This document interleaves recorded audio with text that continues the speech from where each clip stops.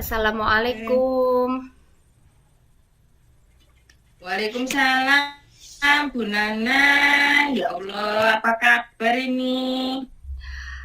Alhamdulillah saya baik, Bu Dwi. Ye, Bu Dwi sendiri gimana kabarnya? Alhamdulillah baik. Ya, wes gini nih lah. Sibuk. Ya apa ngono lho, ya. Oke, Nggih, Bu Dwi. wonten apa Bu Nana? Mohon maaf Kedengaran. sebelumnya. Sebelumnya mohon maaf nggih, Bu Dwi. Saya mengganggu waktunya sore-sore Ye. ini. Iya, Saya mengganggu napa enggak apa-apa, mboten, Bu lagi Dwi? nganggur kok ini. Gimana? Saya mengganggu apa tidak, Bu Dwi? Boten, monggo. Nggih. Monggo, pinarak dulu. Terus gimana? Ada yang bisa saya bantu? Nggih, terima kasih sebelumnya Bu Dwi nggih. Begini Bu, jadi ada salah satu murid di kelas saya itu ada yang tidak bisa fokus Bu Dwi. Begitu. Nah, ketika saya berikan tugas Oke, itu, terus? ketika saya berikan tugas, dianya itu tidak fokus. Nah, jadi dia itu kayak jadi troublemaker gitu loh Bu Dwi. Di kelas itu jadi kayak Mm-mm. troublemaker. Jadi sebelum tugasnya selesai, dia itu selalu mengajak teman-temannya lain.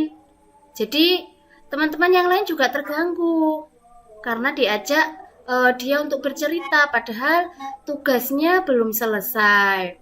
Sehingga anak-anak yang lain itu pun juga nggak selesai akhirnya mengerjakan tugas dengan tepat waktu seperti itu Bu masalahnya. Oh, gitu. Jadi, maksudnya Bu Nana ini datang ke sini tadi itu mau ngobrol tentang ini, anaknya yang agak hiper lah ya. Apa sih lah dibilang? Apa sih hiper apa gimana? Dibilang nakal nggak boleh dong. Ya Tapi jadi dia sudah mulai troublemaker gimana? gitu loh Bu, Mulai suka ganggu temannya. enggak pembuat pembuat masalah begitu loh Bu Dwi. Geng. Jadi mulai ganggu temannya. eh dia sedikit lebih aktif daripada temannya gitu ya. Nggih. Oke. Terus kira-kira kira diceritakan nang aku terus tujuannya kenapa Bu Nana? Jadi ini Bu Dwi, saya ingin nantinya itu ya ada solusi gitu. Siapa tahu Bu Dwi bisa memberi saya solusi atau penguatan begitu tentang bincang-bincang hari ini. Yang dimaui Bu Nana sebetulnya seperti apa?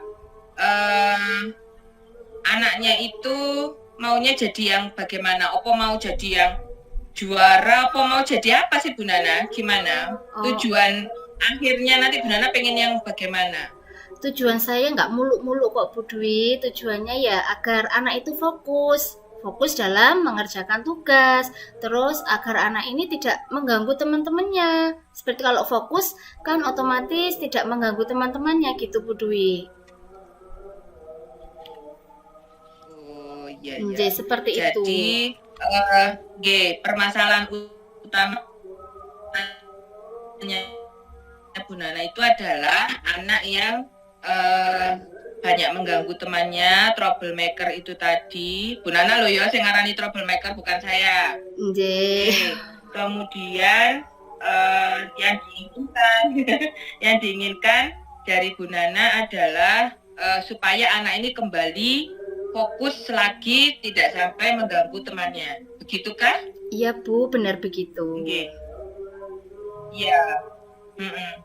Sebetulnya kalau kita apa namanya detailnya itu ya apa sih Bu Nana, di kelas itu mosok moro tiba-tiba datang terus ganggu temennya, apa gimana aktivitas sehari-hari itu sudah terjadi berapa lama sih? Jadi begini Bu Dwi, siswa saya itu sih sebenarnya anaknya ini tergolong apa ya, di atas rata-rata lah. Maksudnya dia itu bisa kalau mendengar penjelasan saya itu secara langsung lisan begitu bisa Bu Dwi.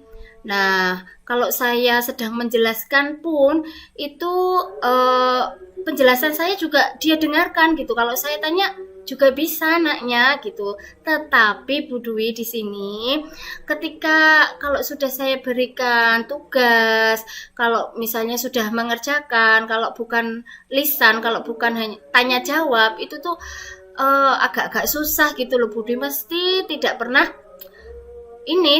menyelesaikan dengan tepat waktu gitu tugasnya. Ketika jam pelajaran selesai, masih butuh waktu gitu sampai tidak saya misalnya bukan jam saya, akhirnya kan masuk guru lain itu belum selesai gitu, nggak sampai selesai gitu. Nah, gini Bu Dwi, dia itu sering ngobrol gitu loh Bu Dwi. Ketika teman-temannya mengerjakan, dia itu kayak boring atau bosen seperti itu. Jadi begini, selalu cerita sama temannya.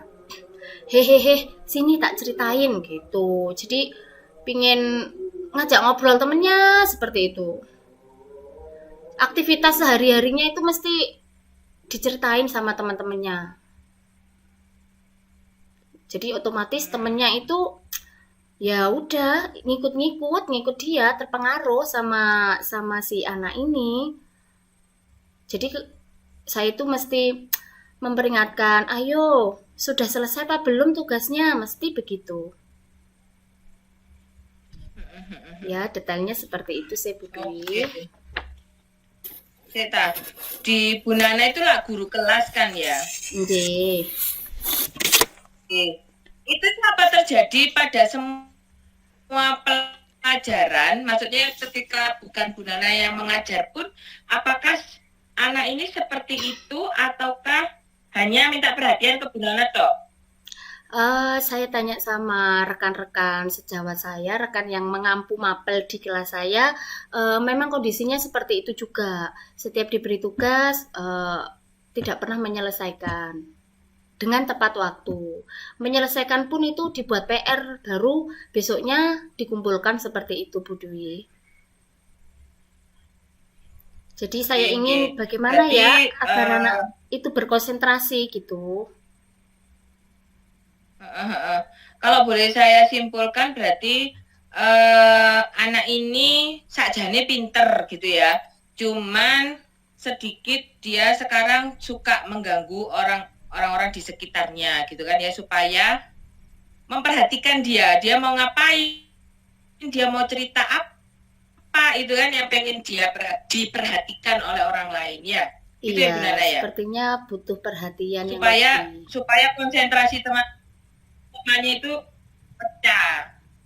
Lah iya, supaya orang-orang itu memperhatikan dia daripada memperhatikan gurunya. Dan dia juga jadi takut kalau ada tugas-tugas yang nulis apa dia nggak pernah ikut selesai gitu ya. Iya, seperti itu Bu Dwi. Mana ya? Oke. Lah sekarang itu kira-kira Bu Nana sendiri itu punya rencana apa? Mau diapa no? Mungkin nanti kalau Bu Nana sudah punya rencana kan saya bisa ya wis Bu Nana ikuai, atau bagaimana kalau menurut pengalaman saya kan pasti beda.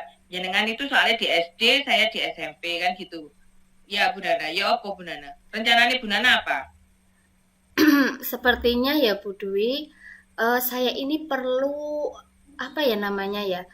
Ini mengintegrasikan pembelajaran sosial dan emosional dalam pembelajaran saya.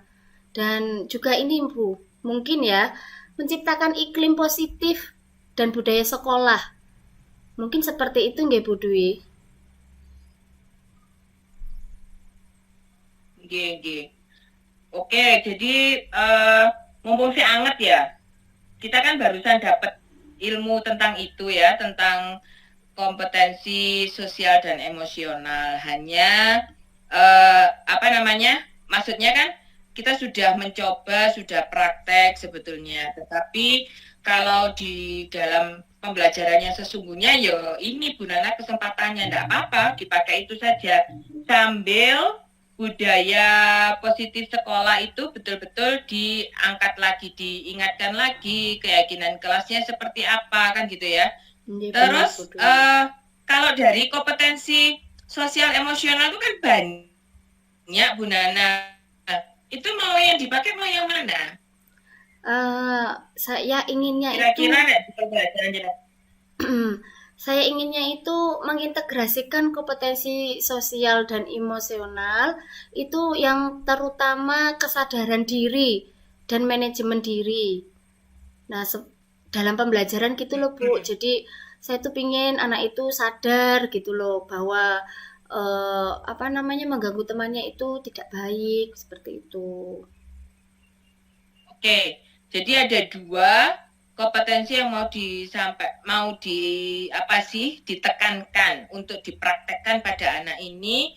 Yang pertama adalah kesadaran diri, yang kedua manajemen diri. Benar Oke. sekali Bu Dwi.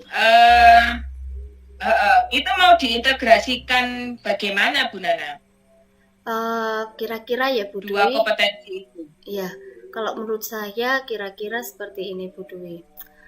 Saya bisa melakukan pengintegrasian itu seperti ini. Saya akan membuat apa ini namanya ya? Roda emosi. Jadi saya berencana membuat roda emosi yang saya pajang di depan kelas. Jadi nanti anak-anak ketika datang itu akan mengisi roda emosinya tersebut sesuai dengan apa yang dia rasakan. Mungkin seperti itu Bu Dwi. Mungkin dari rumah dia lagi suntuk, jadi saya tahu begitu kalau saya menggunakan roda emosi itu. Seperti itu Bu Dwi. Oke. Nggak apa-apa sih, pakai aja roda emosi yang paling gampang. Dalam artian yang warna-warna itu kan Bu ya. Jadi di situ pas juga untuk anak-anak. Gak usah bikin Bu, itu download banyak itu roda emosi ya kan. Oke, nggak masalah, pakai itu bisa menumbuhkan kesadaran anaknya, kemudian anaknya itu bisa muncul kesadaran diri. Oh ya, hari ini bagaimana ya sikap saya gitu ya, kayak gitu Bu ya. Itu Iya, kan Bu. yang roda emosi itu yang kerjanya kayak gitu kan ya. Iya Bu, biar Untuk anak-anak gambarkan ya menemukan kesadaran diri Isinya- begitu. iya, isinya itu gambar apa warna? Kayak anak SD gitu kira-kira. Masa Gambar warna kayak orang dewasa? gambar emoticon Bu disertai dengan keterangannya. Misalnya gambarnya senyum ya, saya lagi bahagia seperti itu. Oke, baik. Ya, oke. Bisa itu dipakai. Terus kalau selain dengan roda emosi, manajemen diri itu bisa dilakukan dengan apa lagi Bu Nana? Kira-kira selain pakai roda emosi. Maksudnya jenengan tuh step-stepnya mau bagaimana? Kok datang ujuk-ujuk langsung pakai roda emosi kan juga mungkin. Gimana Bu Nana? Kalau datang pertama-tama itu kan mengungkapkan perasaan gitu, kesadaran diri seperti itu. Tapi kalau untuk dalam pembelajaran, mungkin saya akan ini Bu, menerapkan yang kita pelajari yang kemarin modul 2.2 itu Bu, teknik stop begitu Bu nggih. Jadi anak-anak itu kan mungkin apa namanya terlalu suntuk biasanya dalam apa namanya sudah konsentrasinya itu kan kadang hanya berapa menit gitu Bu, anak-anak itu sudah pingin main gitu, pingin ngobrol sama temannya. Mungkin dengan teknik stop anak-anak mempunyai jeda untuk menstabilkan perasaannya. Jadi saya akan memberikan kesempatan kepada anak-anak, terutama apa namanya yang si anak yang bermasalah ini bermasalah menurut saya nggih Bu ya, karena suka mengganggu temennya. Jadi suasana belajarnya itu jadi tidak nyaman begitu Bu untuk teman-teman lainnya. Iya. Nah, jadi sehingga anak itu punya ini Bu, ruang untuk mungkin dia itu mau curhat seperti kita gini Bu, mungkin ada masalah di luar atau pingin menunjukkan extension apa Bu namanya itu kehadiran dirinya gitu loh Bu. Eksistensi. Nggih, itu maksudnya. Eksistensi. Nggih, mungkin dia bisa menceritakan unek-uneknya. Nah, jadi setelah dia mendapat tanggapan dari temennya, mungkin dia akan merasa bangga seperti itu, Bu. Menceritakan seluruh pengalamannya, mungkin ya, Bu, ya nanti akan terpancing untuk ingin bercerita lagi ketika saya berikan tugas. Seperti itu, nanti saya akan melakukan dan memberikan ruang untuk anak-anak bercerita. Ya, oke. Itu kan budaya positif, bisa bercerita, bisa terbuka kan gitu ya Bu Nana ya, yang mau dilakukan. Budaya positifnya sudah muncul. Lah, saiki tentang keyakinan kelas enaknya ya apa Bu Nana? Dulu saya juga sudah membuat keyakinan kelas, Bu. Cuma belum sepenuhnya mengena di anak-anak seperti itu. Jadi, rencananya ini saya akan merevisi keyakinan kelas dan memasukkan beberapa nilai yang bisa membuat anak tersebut meyakini bahwa mengajak teman-temannya bercerita ini di tengah tugas yang dia dapat itu dapat mempengaruhi penyelesaian tugas temannya. Dan saya juga berencana melakukan ini Bu, segitiga restitusi. Mungkin saya ini belum melakukan segitiga restitusi terhadap anak yang ini, anak yang bermasalah ini. Begitu Bu. Kira-kira antara segitiga restitusi yang di modul sebelumnya itu kan ya. Terus antara segitiga restitusi sama KSE itu yang mau Bu Nana terapkan yang mana? Atau paling tidak dominan yang mana gitu? Menurut saya karena ini notabene tidak ini Bu, tidak terlalu memerlukan waktu banyak nggih Bu. Jadi saya akan melakukan sekaligus gitu Bu. Ya saya akan melakukan segitiga restitusi dulu. Setelah tahu penyebab dan apanya seperti itu, saya akan menerapkan yang PSE itu pembelajaran sosial emosional itu. Oh bisa ya, diterapkan dua-duanya bersamaan bisa Bu Nana? Kira-kira? Kalau dalam satu hari nggih mboten Bu. Mungkin setelah restitusi saya akan menerapkan yang PSE itu. Oh, artinya mungkin bisa jadi dalam satu tema. Kok kira-kira dana yang begini terus itu maka dilakukan itu tadi ya. Restitusi. Ibaratnya dilakukan restitusi dan ini. Pertama kan revisi keyakinan kelas itu, revisi keyakinan kelas. Setelah revisi keyakinan kelas kita sepakati, kita lakukan restitusi anak ini. Nah setelah itu kita sudah dapat kayak yang diinginkan anak ini itu sebenarnya itu apa seperti itu. Dan dia sudah mengetahui bahwa konsekuensinya ini akan seperti ini. Nah yang perlu ditumbuhkan ya keyakinan kelasnya itu agar mengenal lagi gitu Bu. Setelah itu, nah baru saya akan menerapkan PSE itu biar pembelajaran nyaman, aman, dan menyenangkan seperti itu Bu. Oke, kira-kira antara segitiga restitusi dengan KS ini kan sama-sama pentingnya. Nah ini yang mau dimanakan dulu yang dilakukan? Atau saya tadi terlewat ya, maaf. Gimana? Ya ini saya akan melakukannya sekaligus itu dalam rentang waktu mungkin kan bertahap nggih Bu. Langsung begitu setelah bertahapnya bagaimana? Oke, misalnya dalam satu hari ini nggih Bu, kita buat keyakinan kelas dulu deh, udah mengena. Setelah itu kan butuh waktu nggih Bu. Mungkin besoknya saya akan memanggil anak itu tanpa sepengetahuan teman-temannya, saya akan melakukan restitusi. Seperti itu. Setelah itu, nah sambil ini membuat keyakinan dan melakukan restitusi itu, saya sudah akan mencoba menerapkan PSE itu. Jadi ya bisa dikatakan Oke, ya oke. sekaligus seperti itu. Mm-mm. Kira-kira mau diterapkan kapan, Bu Nana? eh Menurut saya ini ya, ya mungkin ya secepatnya nggih Bu saya terapkan agar suasana belajar jadi aman, nyaman seperti itu. Karena ini kan Mm-mm. berhubungan dengan murid saya di kelas Bu, jadi yang saya sangat tahu apa ya?